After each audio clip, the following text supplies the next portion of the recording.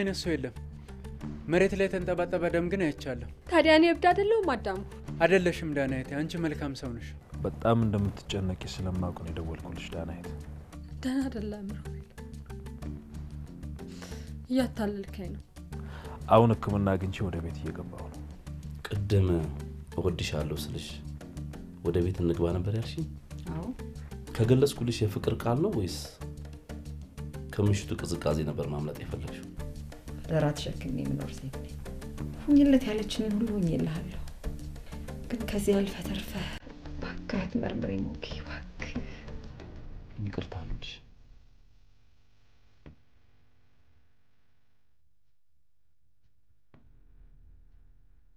መጽሐፍን የምን ሰዓት ነው ያቃጠለው ራሴ ነኝ ያቃጠልኩት የራስህ መጽሐፍ የጻፍኩት ነገር በጠቅላላ ስተት ሆኖ አገኘሁት ማየ ሉሊት እጅግ መልካም ሴት ናት በደላኛለች አልኩ እንጂ አልበደለችኝም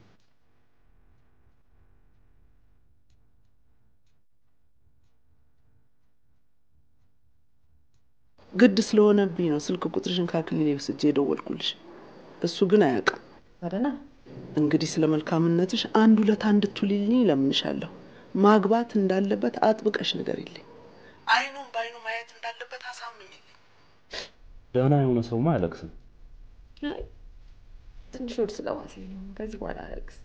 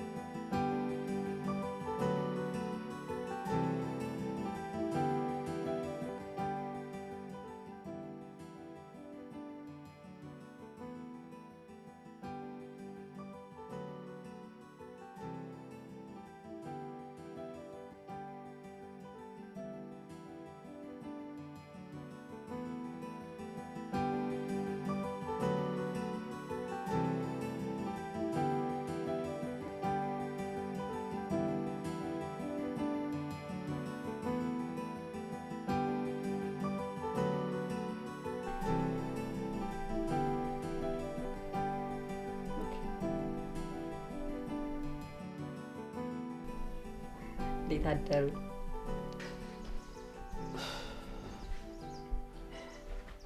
ዛሬ ራስ ምታቱ ቀለል ያለሽ ይመስላል ዛሬ ደህና ነኝ ሞኪ ራሴን ሰማኝ የሚሰማኝ መጥፎ ስሜት ለመርሳትና እንዲሁም ባሌንና ልጆቼን ለማስደሰት በጠዋት ቆንጆ ቁርስ አዘጋጅቼላቸዋለሁ ምስጋና የለም አቅርብ ይፈቀድልኝ አቶ መኮንን ምስጋናዎትን ተቀብለናል ቀርባቱና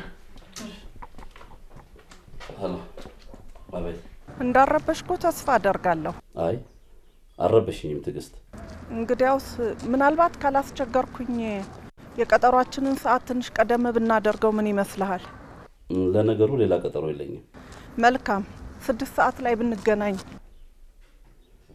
ይቻላል አመሰግናለሁ መኮንን ተባባልነው ቦታ ላይ ጠብቀሃለሁ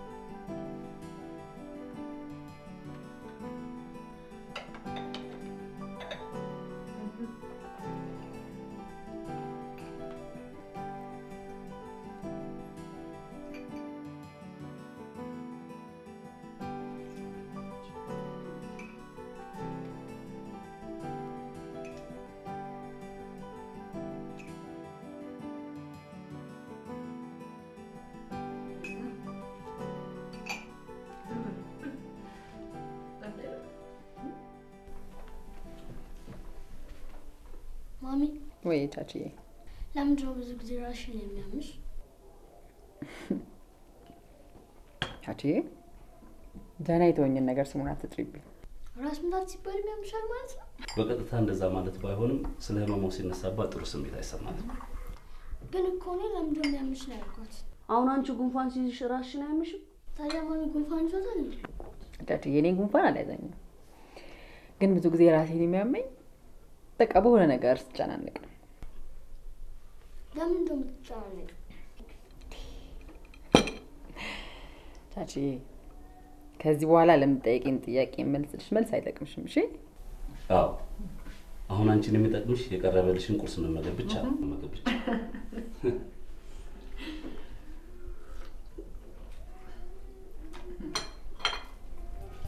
ሰላም። እሺ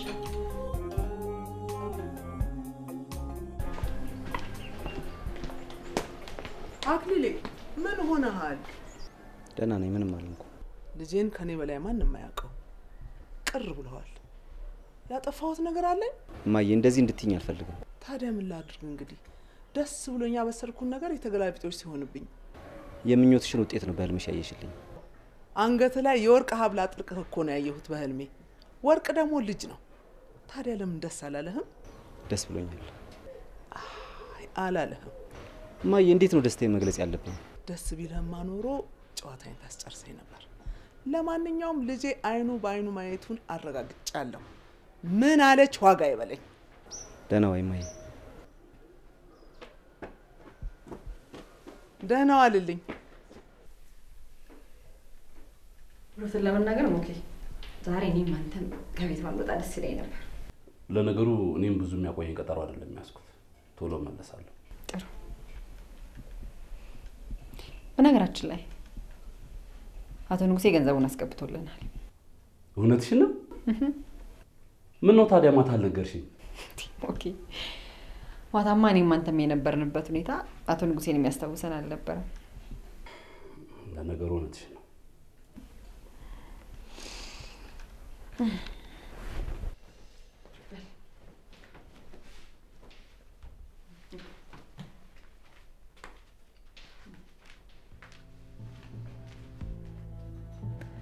አቶ ንጉሴ ገንዘቡን አልመለሰልኝም።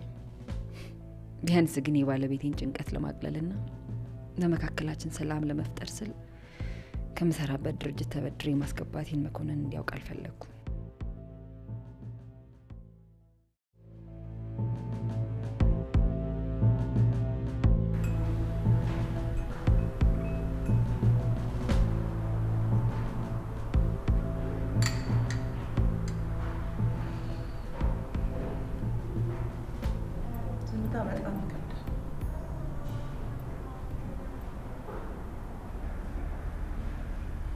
ከራሴ ጋር መስማማት አቅቶኛል።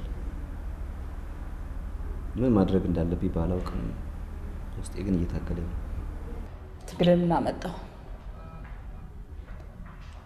መሆን ያለበት ነገር ከመሆን አይቀር። ቦክስሽ ቅር ይሻል ነው።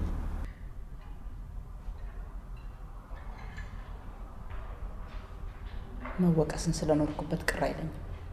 ሉሊት ወዳም ይሁን ሳትወድ ለማግባት ስትወስን እንደ ጓደኝነትሽ አንቺ አንድ ነገር ማድረግ ነበረብሽ።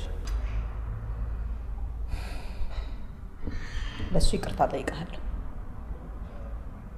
ግን ሉሊት ባገባችበት ወቅት እኔ ደግሞ የራሴን ጎጆ ቀና ለማድረግ ከባድ መስዋዕትነት እየከፈልኩ ነበር። እሱም አልተሳካም።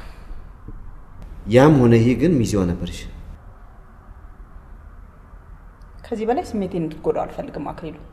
ይቅርታ ጠየቁ።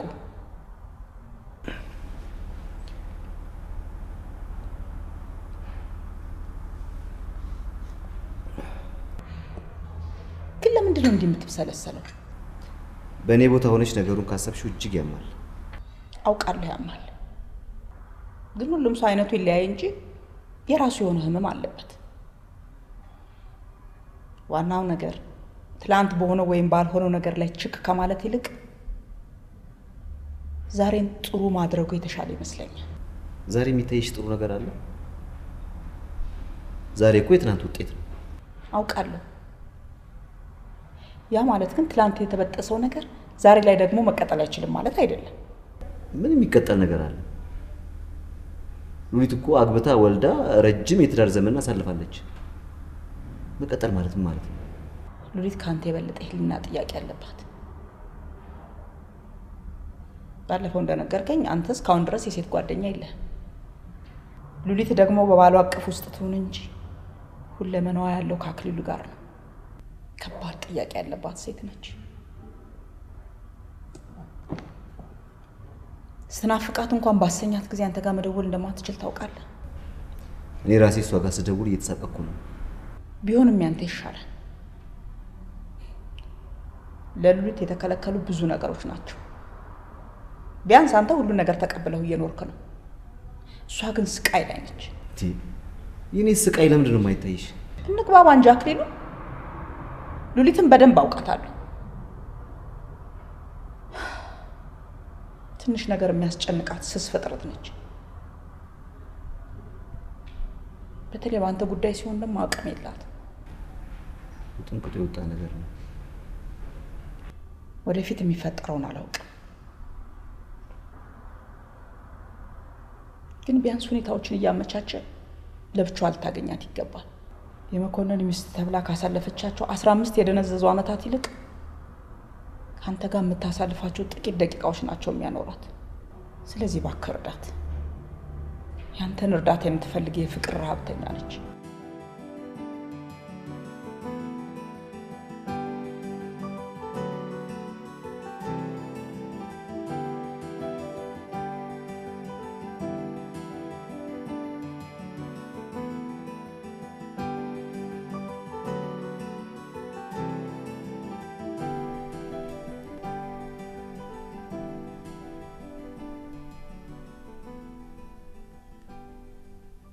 አቤት።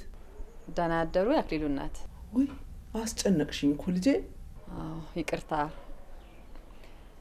በጣም ተጨናንቄ ስለነበር በዛ ሁኔታ ማውራት አልቻልኩም። ስልክሽም እኮ ዝግ ነበር።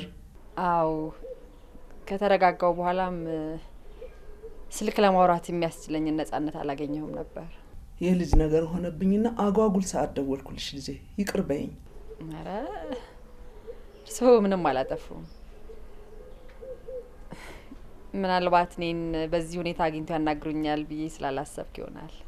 ለማንኛውም አደራ ያሉኝ አክሊል ጉዳይ ላይ ለመስራት የምችለውን ሁሉ ሞክራለሁ። አክሊሌ መንገዱ ከተስተካከለለት ለሀገሩ የሚጠቅም ይሆናል። ይህ እንዲሆንለት ግን አንቺ ብርታት ልትሆኝለት ይገባል። ምንም ጥርጥር የለውም። አክሊሉ የተሻለ ህይወት ያስፈልገዋል። እህሏችሁ ፈቅዶ በአንድ ጎጆ ባትኖሩም እንኳን እስካሁን ድረስ አንቺ የምትዩ እንደሚሰማ እርግጠኛ ሆኛለሁ። ምችለውን ሞክራለሁ። ተናሉ። አሜን። ሰላም ሁኚ የኔ ልጅ።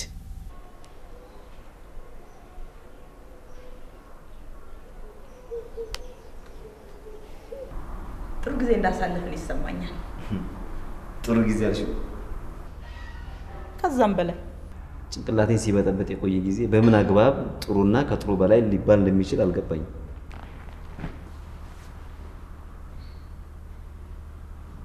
ግብዝነት እያስተዋልኩብን። እንዴት? ኩራት ቢጤ የሚታይብሃል። እንዴት ማለት?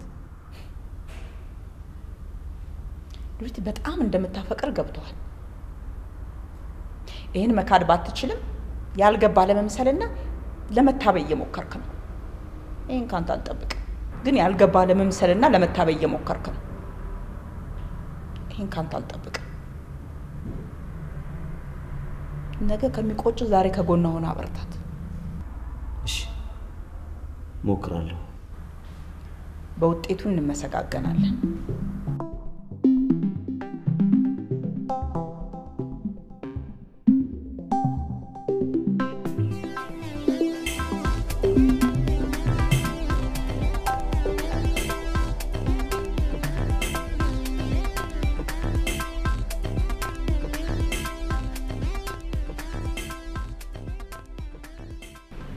በምንድነው ግን ምክስረው? መምጣትሽ ክሶኛል።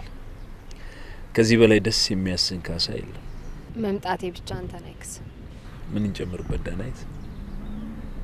ነው ነገሩን ለማመጣጠን እኔም ልፈንክትሽ እንዴ? በነገራችን ላይ አሪፍ ድንጋይ ወርዋሪ ነሽ። አታሽብሮ የግሩፕ ጸብ ላይ እንደነበርሽ ድንጋይ አያያዝሽ ያስታውቃል። ለመጀመሪያ ጊዜ በህይወቴ ድንጋይ የወረወርኩት ባንተ ላይ ነው። እኔም ለመጀመሪያ ጊዜ በመወዳት ልጅ እንኳን ተፈነከትኩ። ግን የት ተማርሽ? ምኑን? ድንጋይ ወርውራው ነው እንዴ? ድንጋይ ወርውሬ አላውቅም አልኩ አይደል? እሺ ወደፊትስ እንደማትፈነክችኝ በምን እርግጠኛ አልሆን? ለማለለ አትማይ እስከ መሀል ላይ የሚያደርስ ዋስትና አልፈልግም። ባይሆን ሌላ ጊዜ ስንገናኝ በተሻለኝ መጠን ድንጋይ የሌለበት ስፍራ ቀጥርሻለሁ። ድንጋይ የሌለበት ቦታ ስትፈልግ ጊዜ ልጨርስ ነው? በተገናኘን ቁጥር ከምትፈነክችኝ አይሻልም? ደግሞ ባንቺ የሚያልቅ እድሜ አይቆጨኝ። አንቺን ሳገኝ እድሜ እንደምጨምር ነግሬሽ የለ? ቁም ነገር እናውራ ሮቤል። ግጥሙን አመጣልኝ? የምን ግጥም? ልታነብልኝ የነበረውና ግጥም የሚባል ነገር እንዴት እንዳስጠላኝ ማን በነገረሽ? እና ታነብልኝ? ዛሬም ሆነ ወደፊት ግጥም የሚባል ነገር አላነብልሽ። እሺ ጠይኔ ላንብበው። እሱም አይቻልም። ለምን? ዳናይት እኔና አንቺ እኮ እስከ ዛሬ የምንጣላው በግጥም ነው። እሺ ቢያንስ ስለምን እንደሆነ ማወቅ ፈልግ። አይጠቅምሽም። ለምን አትረጅኝም? ቤቴ ድረስ በምሽት መተል ታነብልኝ የነበረው ግጥም መቼም ተራ ሀሳብ የያዘ አይመስለኝም። ስለዚህ ቢያንስ ሀሳቡን ማወቅ ፈልጋለሁ።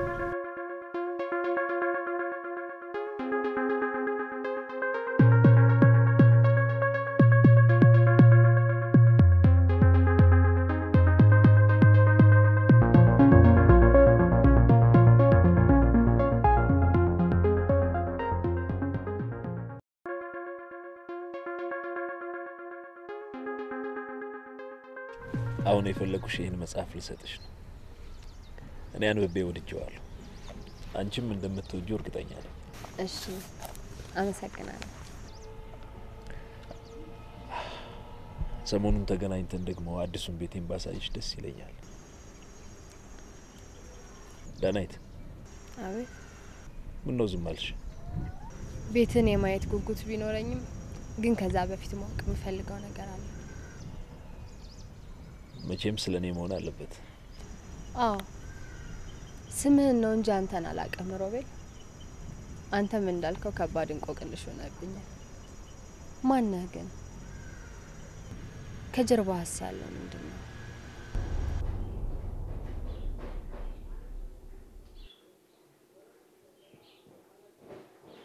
ስሟ ማን ነው?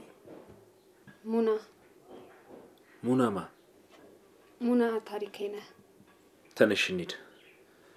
ምን ነው ሮቤል? ተነሽ፣ መሄድ አለብኝ። ተነሽ። እናንተ በር አካባቢ አንዲት ቀይ ሴት ጥበቃችሁን አናግራ ስትሄድ አይቻት ነበር። ሊሆን ይችላል። የሆነ ቦታ እንደማውቃት እርግጠኛ ነኝ። ፊት ለፊት ፎቶ ባነሳት ሌላ ነገር ሊመስላት ይችላል ብዬ ከጎን በከፊል አንስቻታለሁ። ታውቂያታለሽ? አዎ የእናቴ ጓደኛ ነች። እውነትሽን ነው። ጀርባዬን ማወቅ ይገባሻል። ግን ጊዜ እንድትሰጭኝ ይፈልጋለሁ። ለምን? እኔም አንቺም ልንዘጋጅበት ይገባል ዳናይት። ከዛስ? ከዛማ ጊዜው ሲደርስ ራሴን እገልጥልሽና ተራ ሰው የመሆን ሚስጥሬን ትረጃለሽ። ቢሆንም ስለኔ የምትሰሚው ምንም ይሁን ምን እንደምወድሽ እርግጠኛ ነኝ። ከስም ባለፈ አንተን ማውቅበት ቀን ግን እንዲርቅብኝ አልፈልግም። መልካም። ዛሬ አንድ ነገር ልነግርሽ እፈልጋለሁ።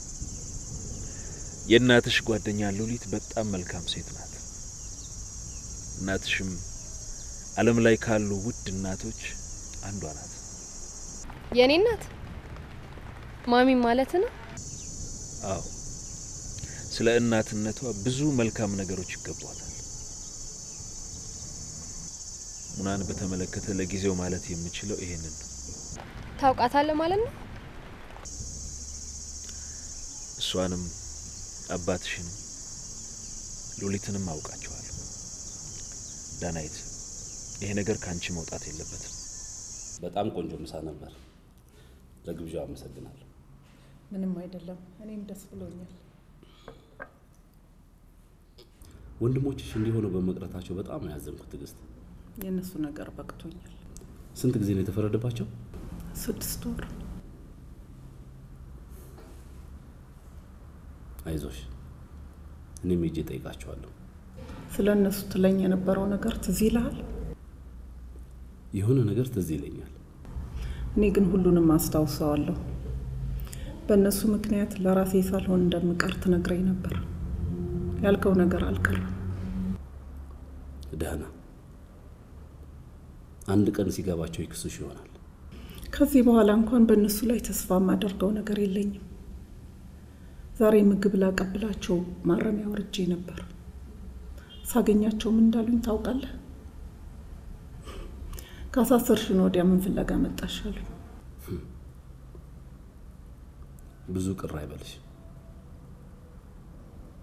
ስለተበሳጩ ነው እንጂ ያላንቺ ማንም እንደሌላቸው ያውቃሉ።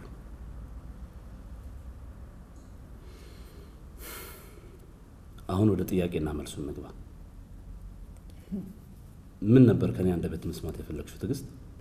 በእኔና በአንተ መካከል የነበረው ግንኙነት ምን አይነት መልክ ነው የነበረው?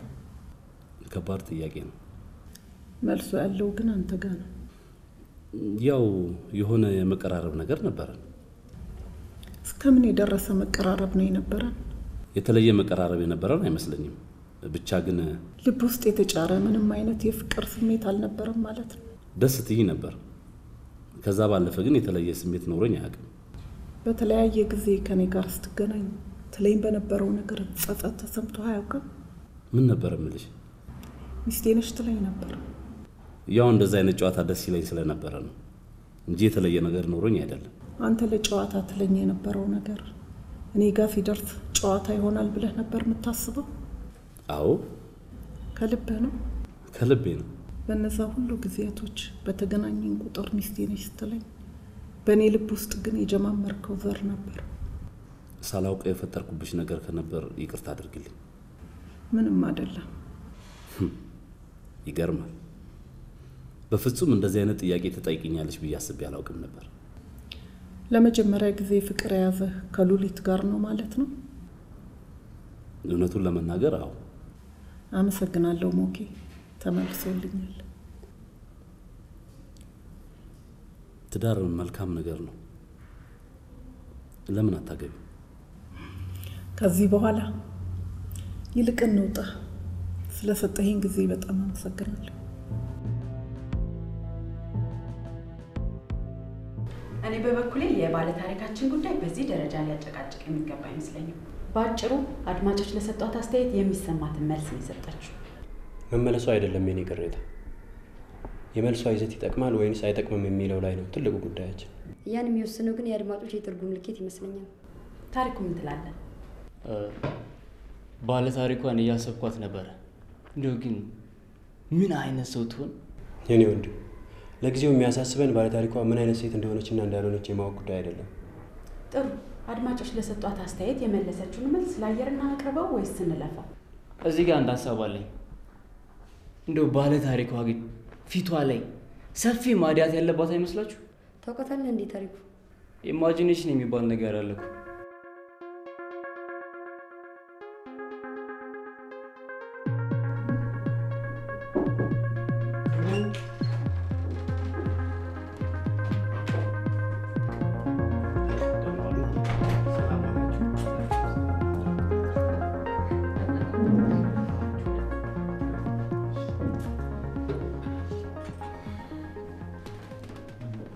ተጠርተን ነበር የመጣነው። ያንተን መኮንን ወላጆች ነው። በጣም ጥሩ ቁም ነገረኞች ናቸው። በልጆቻችን ጉዳይ ለመወያየት በሞራል እና በፍቃደኝነት መምጣት ትውልድን ይጠቅማል። እንግዲህ ተማሪው ባለበት ለመነጋገር ተማሪውን ከክፍል ልጥራው። አንድ ጊዜ ጠብቁ።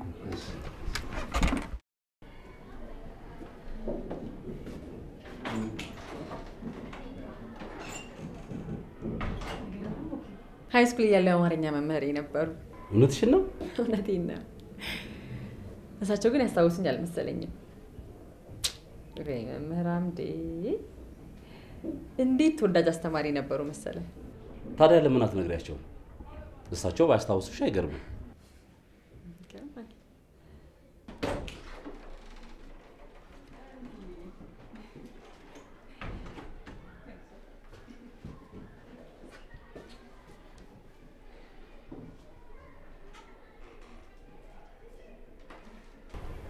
በቅድሚያ ተማሪ አንተ ነህ።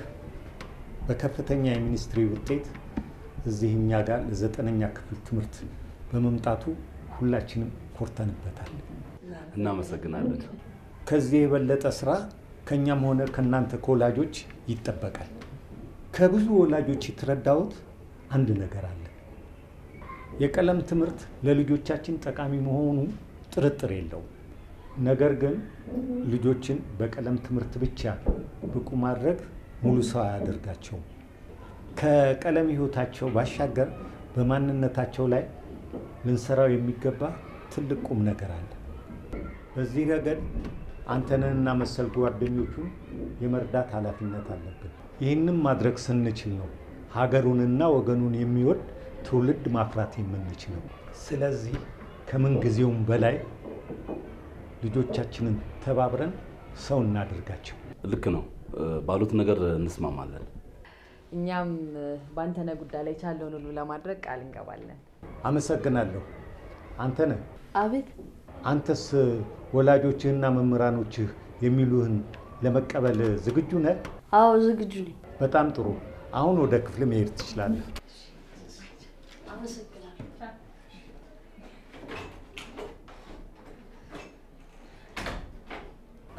እንግዲህ በተረፈ ባንጠፋፋ ጥሩ ነው። በፍጹም አንጠፋፋም። ከዚህ በኋላ እኔና ባለቤቴ በየተራ እየመጣን ያንተንም ጉዳይ እንከታተላለን። በጣም ጥሩ። እንደዚህ አይነት ወላጅ ነበር ማየት ናፈቀኝ። በነገራችን ላይ ባለቤቴ ፈርታዎት ነው እንጂ እንዳስተማሯት እየነገረችኝ ነበር። ይገርማል። ተማሪ ነበርሽ? አዎ፣ ብሩህ ተስፋ የሚባል ትምህርት ቤት አስተምረውኛል። ምናልባት ጊዜው ስለራቀ ረስቶት ይሆናል እንጂ እርሱ በበላይነት የሚመሩት ሚዲያ ውስጥም እሳተፍ ነበር። አሁን ገና መልክሽ ትንሽ ትዝ አለኝ። ምን አይነት ፕሮግራም ነበር የምታዘጋጁት? እኔ የማዘጋጀው ህልም አለኝ የሚል ፕሮግራም ነበር። ስለዚህ አክሊሉ መርሻ ጓደኛ ነሻ?